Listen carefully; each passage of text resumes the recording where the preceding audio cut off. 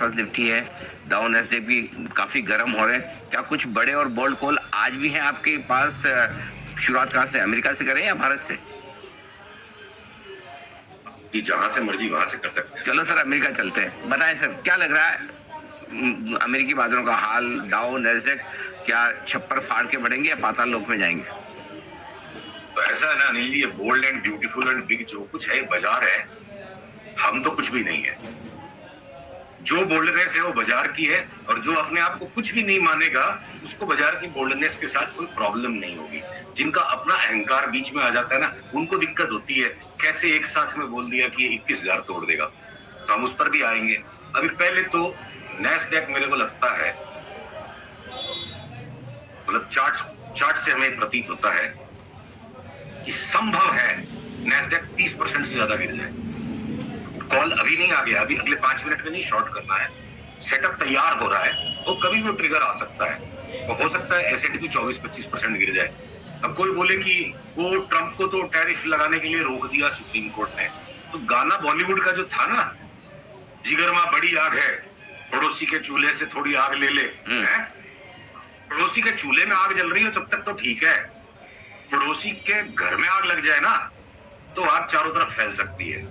संसार के सबसे पावरफुल राजनीतिज्ञ पर संसार की सबसे पावरफुल कोर्ट्स ने अगर संघर्ष कर दिया है, वर्ल्ड के सबसे पावरफुल देश अमेरिका के अंदर अगर उच्चतम स्तर पर यह संघर्ष है, तो there is much more to this than meets the eye. पिछली बार ट्रंप 1 में जो चाइना के साथ फोकस्ड टैरिफ वॉर हुए थे, और शायद उसके बाद जो घटनाएं घटी, मैं ये नहीं कह रहा हूं उसी के बाद हुई है।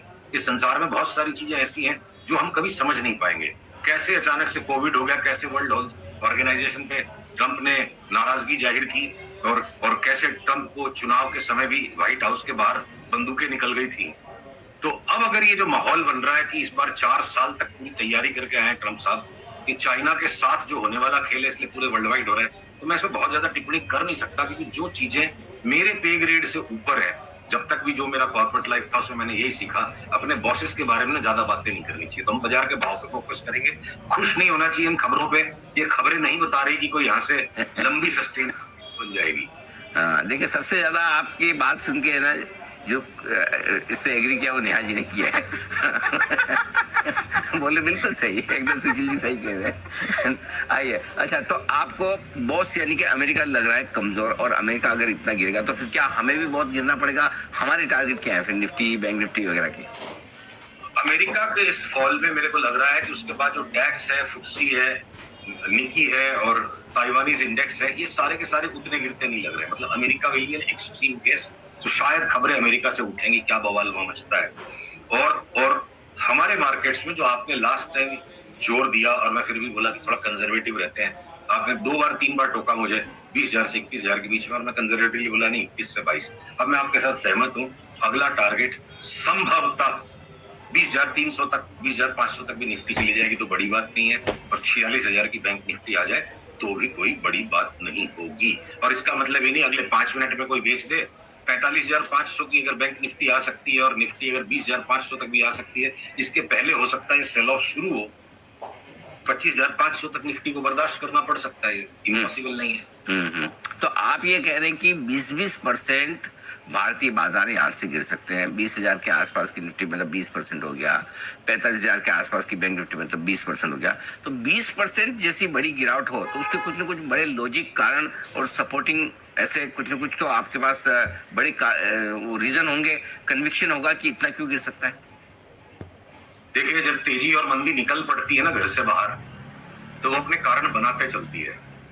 फिर लॉजिक आ जाएगा, अमेरिका गिर रहा है, जियोपॉलिटिकल इवेंट आ गया, मार्जिन सेलिंग आ गई, रीजन बनते चले जाएंगे। जब 21,000 का जो बॉटम बन रहा था, और उस टाइम आपकी मेरी जब बात हो रही थी कि 30,000 तक निफ्टी जा सकती है, तो आप फिर हंसोगे कि अलीबाग खराब जगह है क्या। रोड चलते मेरे को लोग ऐसे देखते थे, भाई तू अलीबाग से आया है क्या? तो भाई 21,000 से 25,000 आया तो कारण मिले क्या? अब यहाँ पे अगर कोई कारण हमेशा मन ढूंढता है। देखिए, ये जो बुद्धि और भावना की जो लड़ाई है हमेशा, चाहे वो मोहब्बत हो, चाहे जंग हो, या स्टॉक मार्केट हो, या लगातार बुद्धि और भावना की लड़ाई होती है, और लास्ट में बुद्धि हारती है भावना से। तो पहले बुद्धि को साइड पे कर दो, बहुत ज्यादा कारणों को मत ढूंढिए, भाव से बड़ा कोई कारण नहीं है, अपने आप कारण मिलते चले जाएंगे। ये सच्चाई है। और सोशली कंपैटिबल बात, पॉलिटिकली करेक्ट बात, इंटेलिजेंट साउंडिंग बात ये है कि आप 25 कारणों की लिस्ट बना के दे दो। सबसे बड़ा कारण ये जो पॉलिटिकल मार्केट मेल्टडाउन का सबसे बड़ा फियर है, ट्रिगर उसके बाजार अपने आप ढूंढ लेगा। ओके, तो एक जो पहले आपने कहा था कि 30,000 तक भी निफ्टी जा सकती है, तो उस कॉल को अब कैंसिल माना जाए? बिल्कुल नहीं जी। हेलो, हाँ। 30,000 की यात्रा में जो 25,000 का भाव अभी आया निफ्टी का, उसमें बहुत सारे स्टॉक्स जो 30,000 की यात्रा की तरफ निकल चुके हैं, वो अगली बार ये 20,000 के फॉल में वो स्टॉक वहां पे आपको नए लो पे नहीं मिलेंगे। आप सोचोगे कि मैं बीएफएल को या एलटीआईएम को या एलटीएस को कोई सिग्निफिकेंट नीचे नए भाव में ले लूंगा, बिल्कुल नहीं। 5% भी नीचे मिल गए तो कमाल हो जाएगा। तो ऐसे बहुत सारे स्टॉक्स है जो घटने को तैयार नहीं है, लंबी चौड़ी लिस्ट है। आदित्य बिरला ग्रुप के स्टॉक्स जो होना था उनका करेक्शन मान लो। स्टॉक तो ठीक है, मैं समझ गया। स्टॉक में तो कई बार इंडेक्स के मुकाबले में तेजी ज्यादा भी हो जाती है, गिरते तो तेजी मंदी ज्यादा भी हो जाती है। लेकिन क्या इंडेक्स में है अभी भी आपको लगता है कि 20,000 होने के पहले निफ्टी 30,000 हो सकता है? नहीं, एक बार निफ्टी को तो एक बार नए लो की तरफ जाना है, पर कुछ स्टॉक्स ने जो सूचक दे दिया कि 30,000 वाली चाल कुछ स्टॉक्स में जो स्टार्ट हो गई है, उससे एक और कन्विक्शन जनरेट होता है कि एक इंटरिम रिविजन है कि 30,000 की चाल है निफ्टी में, पर एक बार फिलहाल ये वापस एक नया लो छापे और उसके बाद 30 क्या 32,000 भी जाएगी। तो एक बार फॉल आ सकता है, उसके बाद बड़े टारगेट बनेंगे। अच्छा, अब आइए सर, कहाँ आपको लगता है कि मंदी की लीडरशिप रहेगी? गिरने में सबसे आगे कौन रहेगा और सबसे ज्यादा निफ्टी बैंक निफ्टी को कौन गिराएगा? अनिल जी, जैसा कि हमेशा होता है स्टॉक मार्केट में, कोई इस बार अपवाद हो जाएगा ऐसा नहीं। बात खाली अलग तरीके से करेगा बाजार, करेगा बात वही। जो लार्जेस्ट कैप स्टॉक्स होते हैं जिनमें कंप्लीट इतनी रिसर्च हो चुकी होती है, इतना पार्टिसिपेशन हो चुका होता है कि वो सिर्फ बाजार की टोन और बाजार का मोमेंटम और बाजार का सेंटीमेंट सेट करते हैं। असली बड़ी कमाई हुई छोटे स्टॉक्स में होती है। तो जब मार्केट का टॉप आता है, लार्ज कैप स्टॉक्स बढ़ते रहते हैं और साइड का पार्टिसिपेशन गायब हो जाता है। और अपनी पिछली बार भी एक हिंट में ये बात हुई थी। तो अगर फाइनल बॉटम आना है, ये before the resumption of mother of all bull markets, ये फाइनल करेक्शन आना है, ट्रेन को बहुत जोर भागने के पहले आखिरी झटका देने के लिए ट्रेन गिरेगी।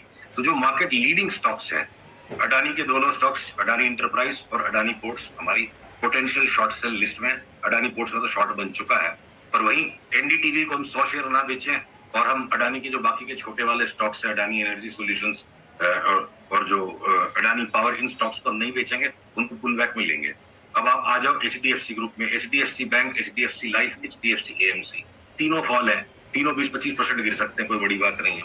आप आ जाओ रिलायंस में और रिलायंस जियो में, क्या पता रिलायंस जियो अपना पुराना बॉटम टच करे नहीं करे, काफी नीचे से ऊपर चल चुका है। 20-22-25% गिरने में कोई बड़ी बात नहीं है, देखेंगे अगर उसका रिवर्सल बनता है तो। रिलायंस इंडस्ट्रीज लिमिटेड, जिसने एक्स्ट्रा ऑर्डिनरी परफॉर्मेंस किया और हमने ठीक नीचे के भाव में तेजी पकड़ी थी, अब वो 100 रुपया ऊपर बॉटम बनाएगा पिछले भाव से या पिछले भाव को टच करेगा, वो जब आएगी बात तब देखेंगे।